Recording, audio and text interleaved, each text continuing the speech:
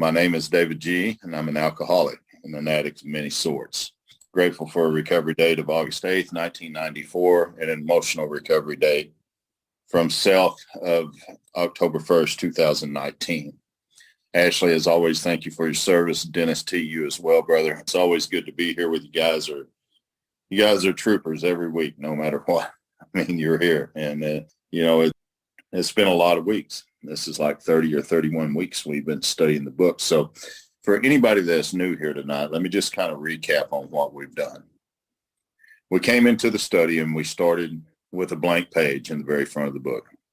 We looked at the preface, the forward to the first, second, third, and fourth edition. We looked at the doctor's opinion, and we looked at step one in depth, from the doctor's opinion to more about alcoholism.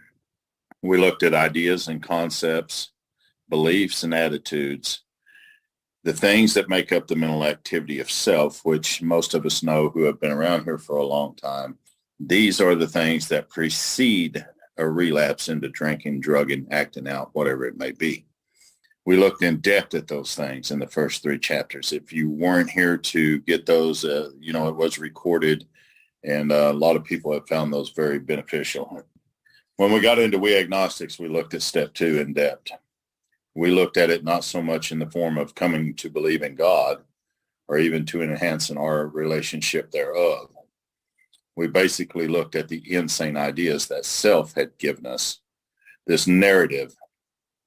We had taken action based on it and created a reality that had our life in all kinds of trouble. And so there were three exercises laid out in that chapter that we looked at pretty in depth. One was on page 46. The other was on page 47. The other was on page 52. Now, we do have templates that you can download from this, and Ashley would be happy to share that with anybody after the meeting. But we looked real close at those things. And, coming out of step two, we seen that we had lost power. We hadn't really lost belief. We really hadn't lost any of that. We had lost the power to choose whether or not we would do what we do. See, I didn't know that. I thought step two was all about coming to believe in God, which was kind of mind-boggling because I already believed in God, but living a life thereof seemed to be out of sorts for me. Obviously, I was living against what I believed, and that created insanity. And so as we studied on through that chapter, and we come out of that into how it works, we begin to look at steps 3 and 4 pretty in depth. Now, step 3 really opened the door for us to see that self manifested in various ways as what had defeated us. We had made decisions based on self. We looked at those two words, we and self. We began to break away from the identity of that. Page 62 in the book says that we had a new director. So if I have a new director, obviously I'd had an old one. I didn't realize this. And so as I look back at that and I begin to see that self manifested through me in the form of thoughts, ideas, concepts, beliefs, and my actions based on them had created the reality that I was living in. So whenever I got into inventory, I began to write, not about who I am, about who I became based on a narrative that was given to me by these thoughts that I'd taken action on. The book talked over and over about our actor. That opened up a whole new door for us. So we begin to look at resentments, which we'll see some of that here tonight. We begin to look at fears, and then we begin to look at conduct, all laid out in the inventory. Now, I'd been taught all the years. I was 25 years sober whenever I came to this work the way that I did this time, that in the conduct inventory, step 4, part 3, more about sex, that I was always to write the people, the events, the places, the things, all these things that had ever happened. But as we studied the book closely, we seen that it really didn't ask for any of that. We begin to see that sex never was the problem to begin with. The book says we subject each relation to this test, not each event. So what that turned out to be was more about relationships than it did about sex. Obviously, if alcohol is the problem, don't drink alcohol. You shouldn't have a problem anymore, right? But if you're like me, every time you stop drinking, the problem shows up and it's mad and it's pissed off and it's ready to hurt somebody or do something stupid. And when I do that, guilt and shame and remorse follow. The only thing that I can grab for to medicate that at the time was alcohol and drugs. Getting on the other side of that, lust entered the picture and began to dominate my life for many years. So when I came to this work again in 2000, and it was not my first time through the work, it was just the veil had been lifted. I began to see self. Then I was able to really move away from that and begin to move into the idea that God had for me. So in step 5, when we moved into chapter 6, we looked at steps 5 through 11. That was an amazing, amazing part of the book to go through, to look at how it was broke down and how we choose the right person. I mean, it was just a beautiful piece. And so moving all the way through that and getting into chapter 7, looking at working with others, we've seen that there was a whole realm that most of us had never discovered, especially on page 90 in the interview process where we interview somebody prior to taking them on to sponsor. I'd never done that. I just always raised my hand and said, yeah, let's go. But the book gives very clear-cut direction and instructions on how to do that. Now, when I get to that point in the book, for me, it never was offered to me whether or not I would go through the rest of the chapters. I was told we're going through the rest of the chapters, and we did, all the way to page 164. The people I work with, I normally give them that option. After we work through the first 11 steps, they begin to sponsor people. I give them the option to read with them all the way through the rest of the book up to 164, the way it was done with me. Sadly, only a few ever take that up. Most of the rest will go on and try to study on their own or live their life. And that's good. I mean, they've had an awakening and they know what the problem is now. But there are a few that have went through this with me, and it's been a very, very good experience for not only them, but for me as well. And so when we got past chapter 7 in this study, it was put to the group conscience whether or not we would move through the rest of the chapters to 164, and the group voted yes, and that's where we're at. And so we looked at the wives, and we've looked at 4 different type of alcoholics, and we've looked at all this stuff, and it brings us up to page 117 where we're at tonight. And we're going to start in the middle of the page where it says the faith and sincerity. And we will look at how self continues to sneak in and come at us even after we've had a spiritual experience. If we're not on top of this with step 10, watching our thoughts, asking God to remove them, discussing them with someone immediately, making an apology or an amends quickly when necessary, and turning our thoughts to someone, if we're not on top of that constantly, as outlined on page 84 in the book, then these things will begin to slip away from us. A man once told me, he said, David, as we get more sober and we begin to recover, very beautiful things begin to happen in our life. And he was right. He said, but the bad news is other things will begin to compete for that. And the bad news about all that is most of those things are going to win out. And I found that to be true because there's times that I would put other things ahead of going to a meeting or working with a newcomer or taking a call. It's really not a good idea to do. So these chapters, as Ashley had posted in our WhatsApp chat, they're vitally important for us. They are. And so with all that being said, bringing you kind of up to speed, if there were anybody new here tonight, I'd like to start in the book right there in the middle of the page on 117, if you have a 4th edition. And we're going to look where it says the faith and sincerity of both you and your husband will be put to the test. The man said it to me in a few different words. He said, David, other things will begin to compete for your sobriety. The bad news is those things will win out. Same thing right here. Faith and sincerity of both you and your husband will be put to the test. By who? By God? I don't think so. But I think self is still very much present. And if we're not aware of that and we're not watching for that, it will slip in and begin to have its way with us in our family, in our jobs, all these things. So the book says these workouts should be regarded as part of your education. I don't like learning like that. I really don't. I don't have a lot of choice in that, but that's really not the way that I want to learn how to walk with the Spirit when it comes to family, work, home, brothers and sisters in recovery. But there's a reason for that. There's a reason for these workouts. And this is it. You will be learning to live. There's no way that I can learn to live away from it until I walk through the hell of it. And I've experienced that over and over and over. Look at this promise. You will make mistakes. Promise you, you will make mistakes. If you don't, then you've reached a level I haven't yet.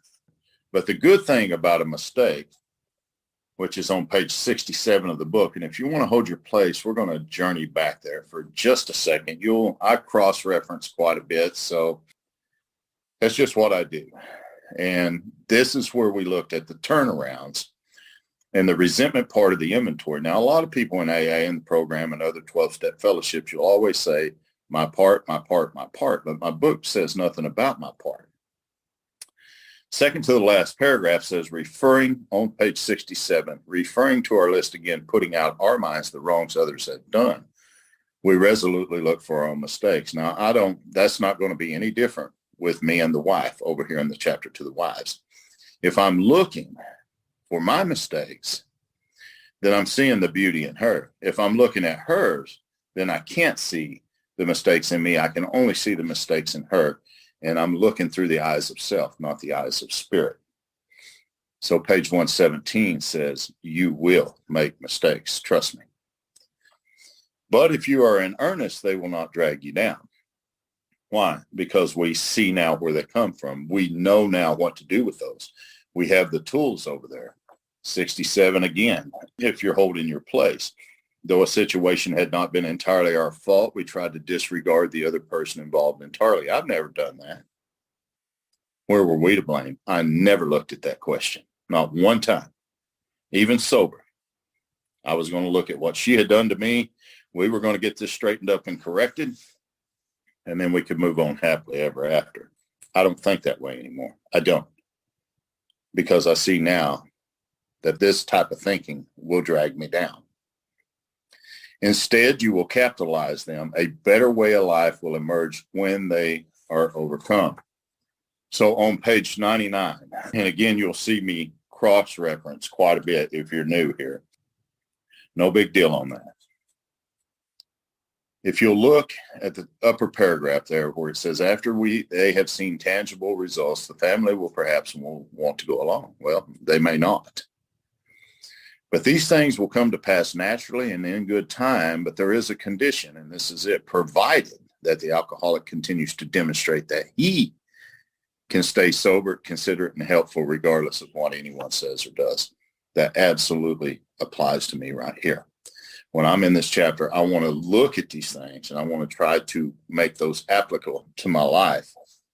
I don't always do it 100%. That's okay. I make mistakes, just like it says. But I tell you, a better way of life has emerged because a lot of that stuff has been overcome. Today, I can see self. I can see when I'm in a conversation with somebody, it begins to dominate our conversation, our relationship, whatever it is, then I know that self is there. That's okay. My buddy Jason, that's on here tonight, reminded me of a movie, A Beautiful Mind, it's called. And toward the end of that movie, a man was kind of having a conversation with his ego, with self. And he said, I've come to the realization that I will never be able to shut you up, ever. You're never going to stop talking. I don't care how close I ever get to God, you will never quit. He said, but you can bet your tail that we've had the last conversation you and I are ever going to have. So that's the difference. It's never going to shut up. It's never going to quit. It's not going to be as crazy as it once was, but I don't have to connect and have a conversation with that. Now I can turn to a power greater than self to overcome this. So let's look at some of the snags we'll encounter. Irritation. Remember, early on in the book, this was a big warning for us. Irritable, restless, and discontent, unless we can again pick up. So that's one of the things that we want to watch for. And I think that was way back over in the doctor's opinion. 28, I'm not real good with Roman numerals, but 28 is where that is at, XXVIII, bottom paragraph. Men and women drink essentially because they like the effect produced by lust, alcohol, drugs, whatever it may be. The sensation is so elusive while we admit it is injurious, we cannot after a time differentiate true from false. But here's what we have to watch out for when we're sober. And this is most definitely what we need to watch for whenever we're walking in the path of spirit. We are restless, we are irritable, and we're discontent. This is why we're sober. These are the things that is going to come at us. And although by the grace of God, we don't pick up like we once did, it still causes me to lash out at my partner, jump onto one of my brothers in recovery. I mean, just act stupid sometimes with my boss. And it's not a good thing. So some of the snags we will encounter are irritation, hurt feelings, and resentment. This is the self. These are the things that precede a relapse into bad behavior. And for most of us, drinking, using, or acting out. Your husband will sometimes be unreasonable and you will want to criticize. If you're in that mode, that's self within you. So when you've got those two mental activities running together, it's not going to make for a very happy situation at all. We all know that. So starting from a speck on the domestic horizon, great thunderclouds of dispute may gather. Sometimes just a simple word will trigger an explosion that, wow. So especially to your husband, these family dissensions are very dangerous. There's a promise, especially to your husband. Often you must carry the burden of avoiding them to keep them under control. And I think when a woman does that, instead of hitting that head on, or a man that's dealing with a woman, I think that that's fear. I think that we avoid all of that stuff to try to keep peace and try to keep control. I absolutely do not have a problem with her coming to me today and calling me out on something that I've done. I respect that, in fact. I may not always like it, but I promise you I'm going to get somewhere to where I can get quiet. I'm going to think that deal over, and I'm going to come back and make amends if I need to. So never forget. When this book says never forget, by God, I want to never, ever, ever forget that resentment is a deadly hazard to the alcoholic or addict. It will kill us. And if you remember, that was a strong warning all the way through this book, but most in particularly back on page 64, when we move into this part of the work at the bottom paragraph. 64 says resentment. That's the number one offender, not booze, not alcohol, not sex, not lust, not over or under eating, not any of those things. Resentment. But if you read the couple of sentences just before that, it says self manifested in various ways is what had defeated us. So we're going to consider it's talking about self's common manifestation. So the common manifestation of self is resentment. That's how it begins to manifest in my life. Anytime that shows up, I know quickly that self has reemerged. So it says resentment's the number one offender. From it, resentment, which is a common manifestation of self, that destroys more of us than anything else. From it, resentment, which is a common manifestation of self, stem all forms of spiritual disease. See, that doesn't come from spirit. I'm spiritually sick because of a human condition, which is a malady, and that's self. And see, I never knew any of that. So when I get over here, I definitely want to be watching for this, because this is going to show up in my relationships. This is going to show up in my work, and this is going to show up in a lot of places. So our book on 117 says, we do not mean that you have to agree with your husband or anybody. It could be your boss. It could be whenever there is honest difference of opinion. And that's where I'm at today in my life. The difference is I'm not reacting in a lot of anger all the time. Now, there's times that I go through that. I'm not going to sit here and try to act like because I went through this process, I don't ever suffer from anything. Anybody tells me that, they're lying. And if I tell anybody that, I'm lying. But here's what I need to watch for. I just don't need to disagree in a resentful or critical spirit, because if I do that, then I'm taking the actions based on the thought that's given to me by self. So page 118 at the very top. You and your husband will find that you can dispose of serious problems easier than you can the trivial ones. Of course we can. It's not the big things that hurt us here. It's the little stuff. What's that old saying in Alcoholics Anonymous? It's not the caboose that kills you. Well, the train is the engine at the front, and so next time you and he have a heated discussion, no matter what the subject, it should be a privilege of either of you to smile and say, this is getting serious. I'm sorry I got disturbed. Let's talk about it later. How many times have I ever practiced that principle in the heat of the moment? I just haven't. But if I can pause and I can pray like it tells me to on page 87 of the book and say to myself quickly even, not my will, thy will be done, and come back to this, then man, I have a whole lot better chance of having a better day, and so does she. These workouts have not always went that way for us, and sometimes it's gotten pretty ugly. We've said some things that was just awful to each other, but by the grace of God and the tools of this program, we're able to come back and make amends from that and walk home. So this is getting serious. I'm sorry I got disturbed. Let's talk about it later. If your husband is trying to live on a spiritual basis, if he has been through this process, he has worked these steps as outlined in the book, and he's beginning to try to live on a spiritual basis, he will also be doing everything in his power to avoid disagreement and contention, because we know that that's going to drag us back into a place we don't want to go. And self is going to have its way with us. And there's probably going to be some things said that is going to be very ugly. And there's going to be a lot of amends that has to be made. So everything in my power to avoid disagreement or contention falls right along with everything that we've learned in the book up to this point. I mentioned page 87 there. Let's flip back over there just a second. Bottom paragraph. As we go through the day, we pause. See, I never done that when agitated or doubtful. Now, I've gotten better whenever I'm agitated, but sometimes when I'm doubtful, I don't. And ask. Anytime I see those two words in this book, that's prayer. And ask for the right thought or action, because that's where it's all coming from. If I don't take action based on that thought, there's not going to be a reality. I want to catch that thought. I want to pause. I want to do what it's saying here, constantly remind myself I'm no longer running the show. Well, page 118 says this: your husband knows he owes you more than sobriety. He wants to make good. I know that. I do.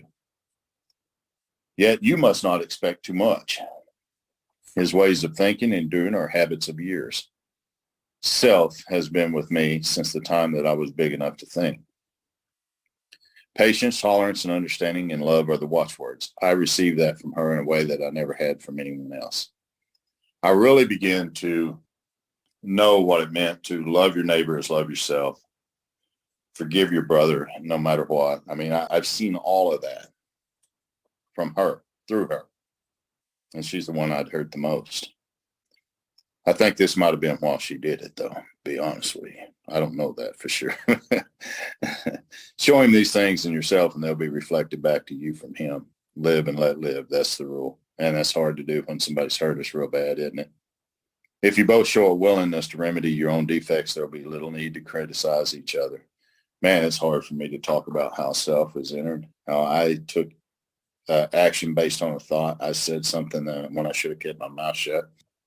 That's hard for me to do. I'd rather criticize. I'd rather blame. But what I come to find out, it wasn't I that was doing that. It was self. I was falling into that trap. I no longer do that. We women carry with us the picture of an ideal man, the sort of chap we'd like our husbands to be. That sounds like a vision, doesn't it? It is the most natural thing in the world once his liquor or his lust problem is solved, to feel, key words, to feel. He will now measure up to that cherished vision. We do that. There we are with those feelings, ideas, concepts, and beliefs again. That's self. Because here's a promise, the chances are he will not. For like yourself, he is just beginning his development. Be patient. I love that. Another feeling. Oh, he keeps talking about these feelings and ideas and concepts and beliefs. Another feeling we are very likely to entertain is one of resentment that love and loyalty could not cure our husband's alcoholism. Man, I had a couple of divorces over that deal. and I'm glad, to be honest with you. But it says, we do not like the thought that the contents of a book or the work of another alcoholic is accomplished in a few weeks for that which we had struggled for years. Look at that promise right there. The contents of a book or the work with another alcoholic. The fellowship's a beautiful thing. We have to have it, but it doesn't mention that there. It's talking about work. Doing the work is outlined in this book with another alcoholic. And that accomplishes in a few weeks what most struggle with for years. At such moments, we forget that alcoholism is an illness over which we could not possibly have had any power. And I think that's forgotten a lot. I can remember going into an Al-Anon meeting one time, and I sat there and I listened to them talk about being powerless over alcohol. And I can remember asking them, how can you be powerless over something you don't even drink? And they said, because it has nothing to do with alcohol. We're talking about alcoholism. That's the self. That's what we're powerless over, is your behavior when you drink alcohol. So therefore, we are powerless over alcohol as well. And that day, I finally understood. Nobody has any power over that except God. There's one who has all power. That one is God. May you find him now. So your husband will be the first to say it was your devotion and care which brought him to the point to where he could have a spiritual experience. And in 2019, that was absolutely the truth. That it was the truth then. That is the truth now when it comes to my wife. Without you, he would have gone to pieces long ago. There's no doubt in my mind about that. When resentful thoughts come, here's another direction. I want to pay attention when this book is telling me these things right here. When these thoughts come, try to pause. Remember page 87. Don't forget that. Whatever you do, don't forget that. Try to pause and count your blessings. Now, I had to do this with my son. He was in a very bad way with heroin for a long, long time. Our other one, and with other things. But when those thoughts come, and they do, because, I mean, hell, they steal money, they take guns, they do, they do what we do. Those resentful thoughts come. I need to pause and try to count my blessings. After all, your family is reunited. Alcohol, lust, drugs, sex, whatever it is no longer a problem. What a promise. And you and your husband are working together toward an undreamed of future. Beautiful, beautiful promise here. Still, another difficulty is that you may become jealous of the attention he bestows upon other people. Boy, this moves into a whole new realm right here. I can tell you for most of my life, and I've been in recovery for almost 30 years now, I have always, always, always worked with other people when it comes to this book. I just have. Even before lust took me out in 2019, I worked with people from 1994 all the way up to that time. That's something I have just always done. The difference is today, and I still work with a lot of people, is I do it somewhat differently than I ever did before. Now, today after 5 p.m., my time, Central Standard Time, I don't work with a guy. Now, if he's in a 911 situation, absolutely. I'm going to be the first to jump on the phone and try to help him out.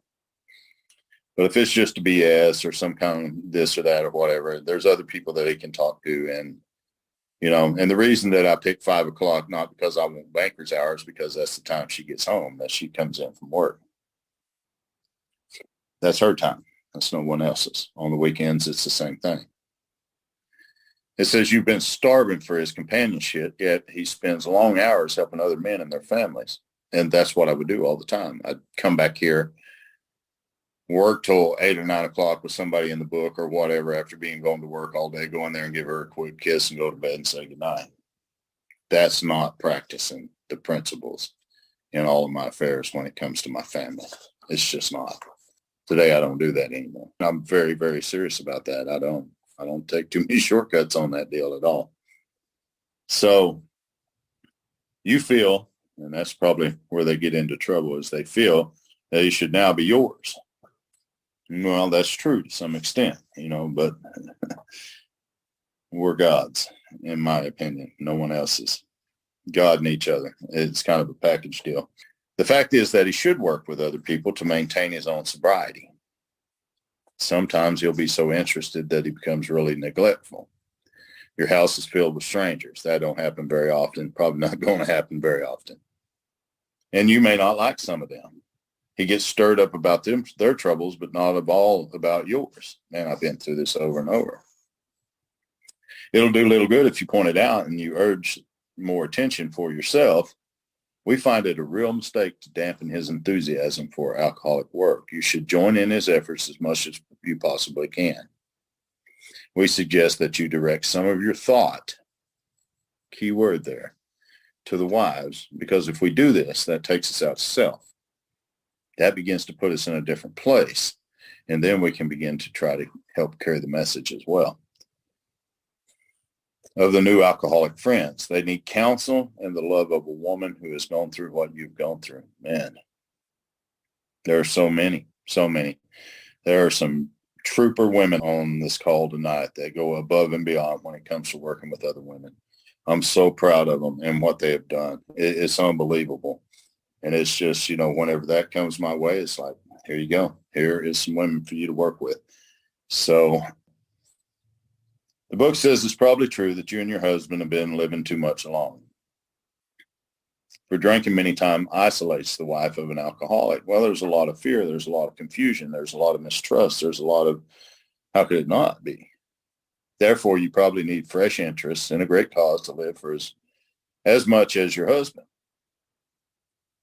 If you cooperate rather than complain, boy, that's a direction, isn't it?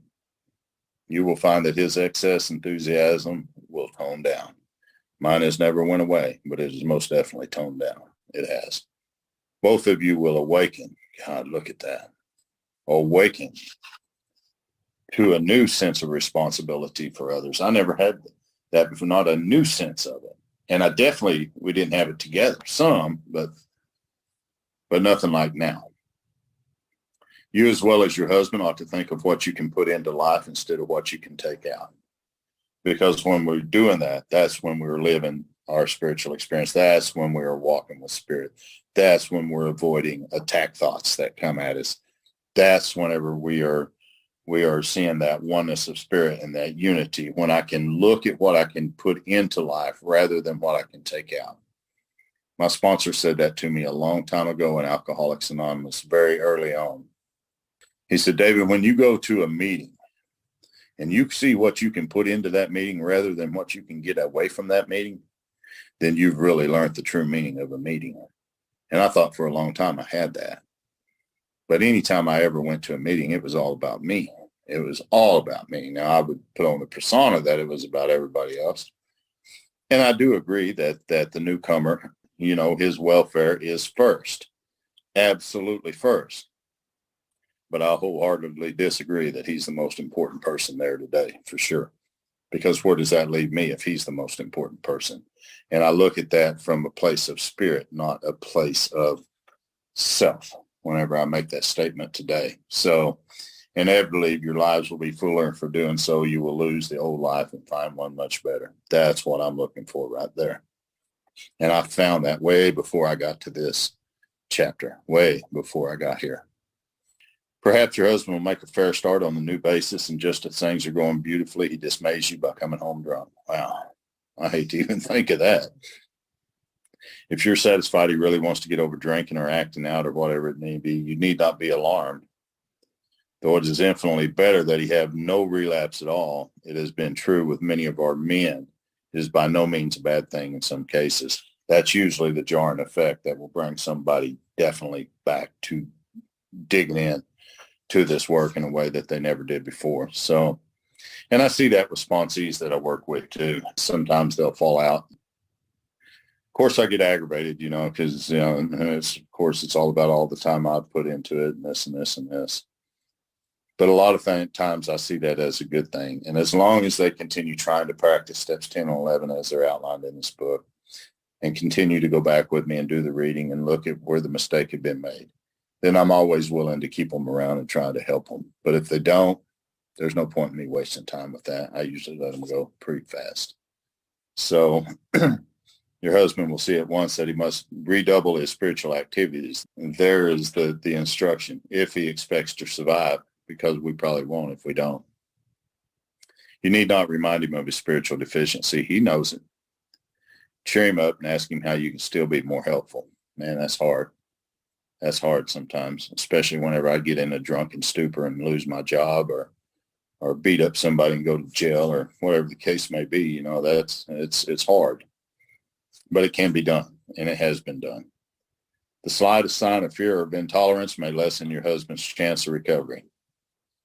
In a weak moment, and we all have those, he may take your dislike as a high-stepping of his high-stepping friends as one of those insanely trivial excuses to drink.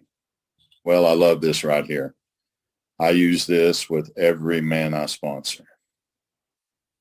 We never, and he's going to use the word never again, and rarely will you ever see those two words run back to back in a big book. We never try to arrange a man's life as to shield him from temptation. I have guys that call me up that want me to sponsor them that are sex and lust addicts, and they tell me that their sponsors have some kind of alert on their phone, and when they click on the internet, that alerts their sponsor's phone that they've joined on a website or something, and then he can call and talk them out. I do none of that. Either you're serious about coming into this work or you're not. And if you're not, it's better to be found out pretty quick. I mean, I think that's okay if a guy wants to do that. I'm just not the guy to do that, because my book says right here, we never try to arrange a man's life as to shield him from temptation, no matter what that is. The slightest disposition on your part to guide his appointments or his affairs so he will not be tempted will be noticed. Make him feel absolutely free to come and go as he likes. I make it absolutely clear that he is free to go, but he's not always free to come back, not to the sponsorship with me. Now, there's a whole lot of people I can refer him to, but for me, that's just something I don't do. It's important if he gets drunk not to blame yourself. I got over that years ago, because if I'm responsible for you getting sober, then I'm responsible for you getting drunk. I don't have responsibility in either one. I'm just a guide. That's it. And the same thing falls with my son, with my daughters, with anybody else that I'm acquainted with that has this illness. God has either removed this liquor problem or he has not. And if not, it better be found out right away. And that's the way I feel. I would rather it be known right away than later on. Then you and your husband can get right down to fundamentals. If a repetition is to be prevented, place the problem along with everything else in God's hand. It keeps coming back to that. If we don't do that, then I'm trying to take on the responsibility and the role of being the man here who is guiding him to his recovery. I always put that in the hands of God. That I'm just there to guide. Well, the book says we realize we've been giving you much direction and advice, and they have. We may have seemed to lecture that. If so, we're sorry. You don't ever hear them talk about that too much, about being sorry, for we ourselves don't always care for people who lecture us. I know I don't. But I love this. But what we have related is based upon experience, not knowledge. I've been through this process of the book now many times over. I've taken many men through this experience of the book many times over. What I have is related upon experience. Some of it's painful. We had to learn these things the hard way, even sober. That's why we're anxious that you understand and that you avoid some of the unnecessary difficulties. So to you out there who maybe soon be with us, we say good luck and God bless you. If you look at the footnote on page 121, at least in my book, it says the Fellowship of Al-Anon Family Groups was formed about 13 years after this chapter was written. Though it is entirely separate from Alcoholics Anonymous, it uses the general principles of the AA program as a guide for husbands, wife, relatives, friends, and others close to alcoholics. It's a beautiful program. I have much respect for Al-Anon. I love it. Some of the best women that I know and men in my life, they have went through the program and the steps in that fellowship, and they live a beautiful life today. If there is no Al-Anon listing in your local telephone book, of course, we don't have local telephone books too much anymore, you may obtain further information on Al-Anon/Alateen family groups by writing its World Service Office, 1600 Corporate Landing Parkway, Virginia Beach, Virginia, and there's the rest of the numbers with it. We got a way out if we want to take it. And these chapters give me clear-cut directions on what to do when I run into some of the snags that I'm most definitely going to run into. So I'm grateful that we come out of that chapter. And after 3 or 4 weeks now. So it's a long journey across there. And I appreciate you guys' patience of being there with it. I'd love to hear from you.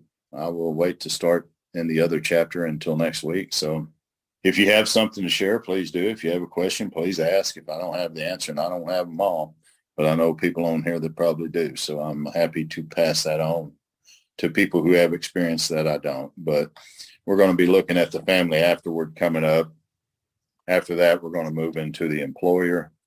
Most of us spend 8 to 10 hours a day with our family, with our employer, unless we're retired. And then it's going to give us a vision at the end. Beautiful chapters coming up and a lot of good stuff. So, Ashley, thank you for your service. Dennis, you as well. Glad to be here. This concludes David's share on tonight's chapter, but we encourage you to keep listening as he answers questions from the audience and shares additional experience, strength, and hope. And David, I'm so glad that we're going through the rest of these late chapters, man. I remember when you and I went through Two Wives, it was an amazing experience because I had never really gotten much out of this chapter. I had no idea how rich this chapter is. I hope that other people are finding that to be true. Page 118, I love this little section where he says, "This is getting serious. I'm sorry you got so disturbed with me." It doesn't say that. That is so cool. It doesn't say, I'm so sorry that you're so pissed off. We better just stop for now. And it doesn't even say, I'm so sorry that we got disturbed. It puts the whole thing back on me. I'm sorry that I got disturbed. Let's talk about this later. What a beautiful teaching this is. Thank you so much, David. I'm glad the group conscience went this way. And I'm just hanging with you until there's nothing to hang with. Thank you, Jason. I actually have one quick thing to say on that note. I heard this earlier this week that somebody recommended saying, I'm being blocked from seeing the truth right now. I'm seeing the narrative. I'm listening to the narrative. We need to pause. And I thought that was pretty interesting. David, did you want to comment on that? That's wonderful. Yeah, absolutely. Because that's what the problem is. It is that narrative that slips in and tells me she's wrong. She's starting to say things that, that's not true. I love what Jason said. It doesn't say, this is getting serious. I'm sorry you got disturbed. So we'll just talk about it later. No big deal. No, it keeps bringing it back to what the trouble is, that capital I there, self. Because anytime I put the spotlight on that, it seems to move away pretty quick. There's never been one time that I came in and said, look, I was wrong in my behavior and the way that I reacted to what you said. And it turned into more of a fight. That's just never happened. And I've learned to do that more as we go along now. There's some things that I don't always catch. And when she brings it up, I just try to do what it says right there on page 119 at the top, 2 or 3 sentences down. When resentful thoughts come, try to pause and count your blessings. It's a blessing for me to even be here today. And I promise you that's the truth. So I don't try to get into that so much anymore. And I really don't, a lot of my guys too, whenever they will call me and, all of a sudden they'll be rapping about their wives or this or that. And I always bring them back to this, what did you do to her? Let's talk about what you did to her for just a minute. Let's go this route.